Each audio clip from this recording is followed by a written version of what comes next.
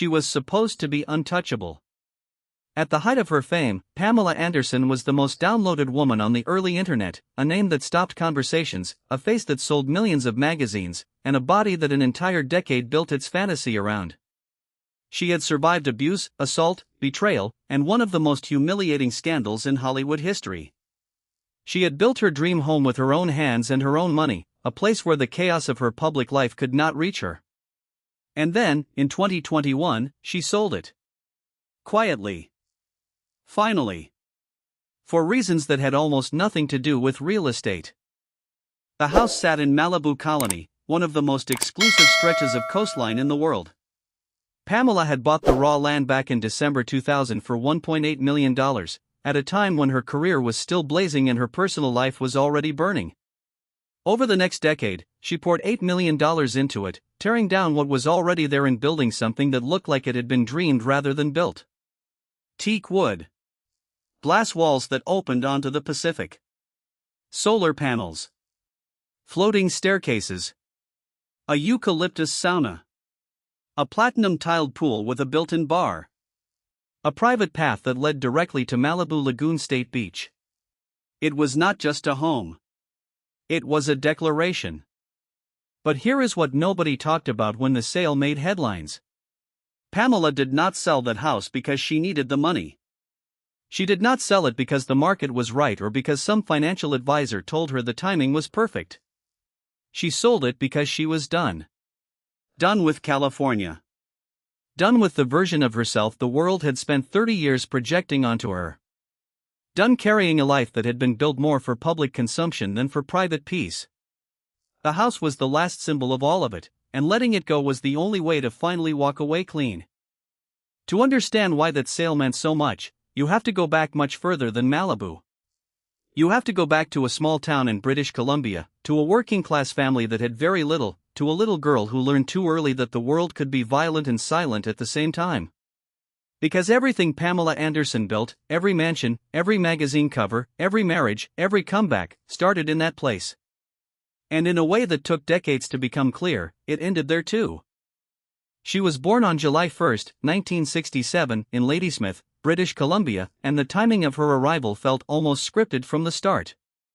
It was Canada Day, the exact moment the country was celebrating its 100th birthday, and Pamela was the first baby born in the entire nation that day.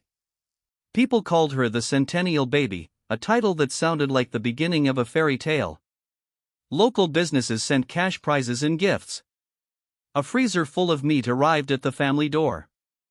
For one brief moment, the whole country looked at this newborn girl and decided she was special. But fairy tales have a way of ending the moment you step inside the actual house. Behind the celebrations and the newspaper headlines was a family that was simply trying to survive. Her father Barry worked as a furnace repairman, doing hard physical labor through brutal British Columbia winters. Her mother Carol took whatever waitress shifts she could find, stretching every dollar as far as it would go. There were no vacations, no luxuries, no safety nets. Life was practical in the way that poverty forces everything to become practical. You did not dream too loudly in a house where the heat was something your father fixed for other people but could barely afford for his own family. And then the darkness came in through a door that should have been safe. Between the ages of 6 and 10, a female babysitter who was trusted by the family abused Pamela in secret. The woman disguised what she was doing as games, used threats to maintain silence, and acted caring enough in front of others that no one around her ever suspected anything was wrong. Pamela told no one. She was a child trying to make sense of something that made no sense at all, and she buried the pain so deep that it calcified into a belief she would carry for years. That nobody would believe her anyway. That silence was safer than speaking. When her younger brother Jerry was born, something shifted in her. She made a quiet, devastating decision that only a child who has already learned too much about suffering would make. She chose to remain the target. She positioned herself between her brother and the threat because in her small and frightened mind, protecting him was the only form of power she had left. The babysitter eventually died in a car crash, and Pamela was left carrying the unbearable guilt of a child who had once, in a moment of desperate private rage, wished exactly that. That guilt did not leave quickly. It never fully left at all. The abuse did not stop with the babysitter. At 12 years old, Pamela was sent to a neighbor's house for what was supposed to be an innocent backgammon lesson. The older brother of her friend was there. What happened next was not a lesson in anything except how quickly safety can be stolen from a child who never had enough of it to begin with. He raped her. She was too young, too shocked, and too overwhelmed to fight back. She froze the way children freeze when the world suddenly stops making any sense at all. And then she survived it the only way she knew how. In silence. If that had been the end of it, it would have already been too much. But it was not the end. Later, in high school, a boyfriend she had trusted arranged for 6 of his friends to assault her. The cruelty of it was almost impossible to process, not just because of the violence itself, but because of what came after. They treated it like a joke. Her terror meant nothing to them. Her pain was something they laughed about.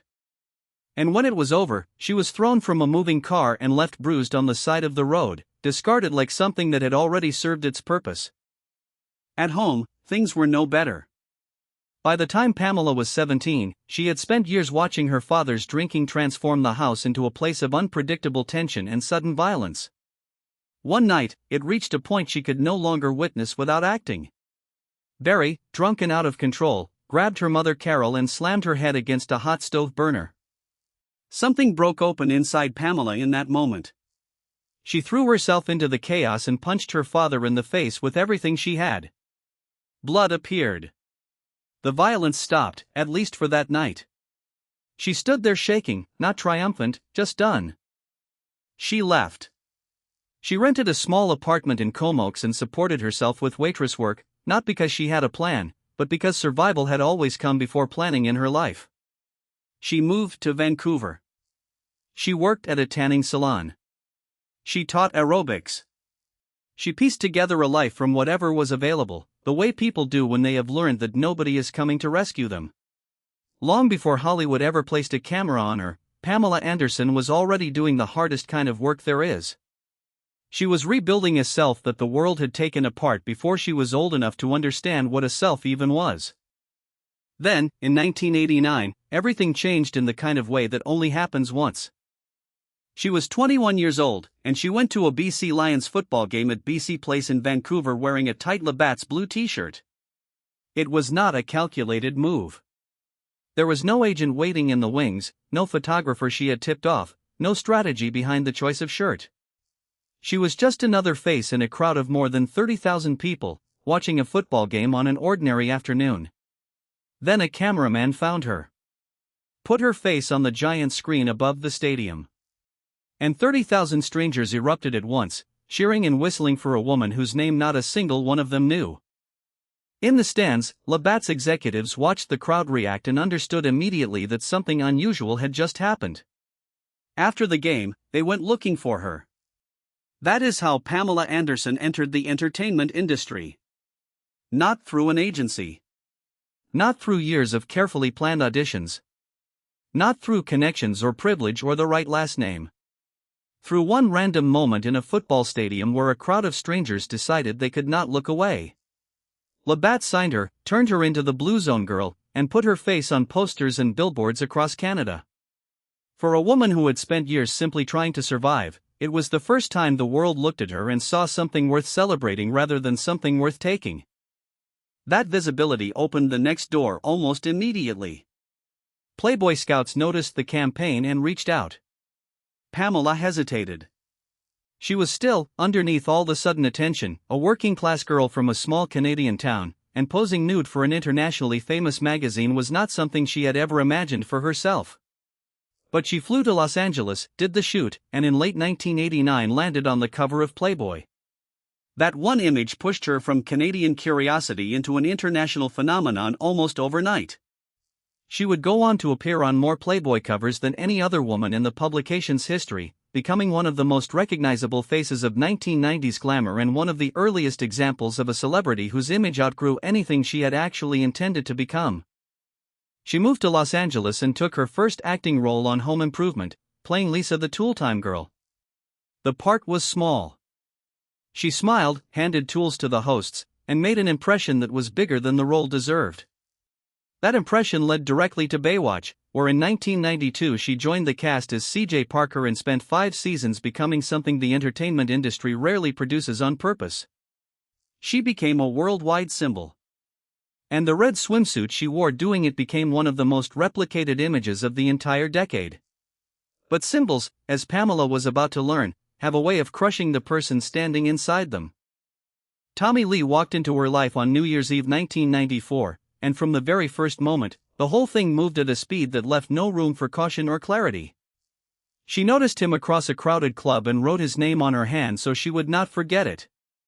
He showed up at her photo shoot in Cancun not long after, uninvited and completely certain of himself. After just 4 days together, they got married on a beach. Pamela later admitted that somewhere over the Pacific on the flight home, she turned to him and asked his last name. That was the kind of marriage it was from the beginning. Passionate, reckless, and running on pure momentum with almost nothing solid underneath. They had 2 sons together, Brandon and Dylan, and for a while the intensity of what they shared looked from the outside like it might be enough to hold everything together. It was not. During their honeymoon on a houseboat at Lake Mead, Tommy had filmed intimate footage of the 2 of them on a personal camera and locked it away in a heavy safe at their Malibu home. It was private. It was never meant to exist beyond that room. But in 1995, a contractor named Rancotier, furious after being fired and left unpaid, broke into the house and stole the safe. Inside, along with jewelry and valuables, he found the tape. And what happened next did not just destroy Pamela's privacy. It rewrote the rules of what fame, exploitation, and the internet were capable of doing to a human being. The tape was duplicated, sold, and pushed onto the early internet at a moment when the legal system had no real framework for understanding what that meant. Pamela and Tommy sued. They fought. Judges looked at the case through a logic so warped it was almost incomprehensible, treating her public image as evidence that her private life was already public property. The tape spread anyway. It became one of the first major internet scandals in history, one of the earliest examples of intimate material being used as a weapon at scale, and a blueprint for a form of violation that would become devastatingly common in the years that followed. Pamela never saw it as anything other than trauma. The world turned it into entertainment. In February 1998, Tommy assaulted her while she was holding their infant son Dylan, with Brandon nearby. She called 911. He was arrested, pleaded no contest, and served jail time. She filed for divorce. The fairy tale that had never really been a fairy tale was finally, publicly, over. And Pamela Anderson, the woman the world had spent a decade consuming as a fantasy, walked away from the wreckage and began, slowly and painfully, the long work of finding out who she actually was when nobody was watching. She sold the Malibu home in August 2021 for $11.8 million. She left California and went home to Canada, to the island where she was born, to the land where her parents had married, to a life that finally belonged to her. The centennial baby had come full circle. And this time, nobody got to decide what that meant except her.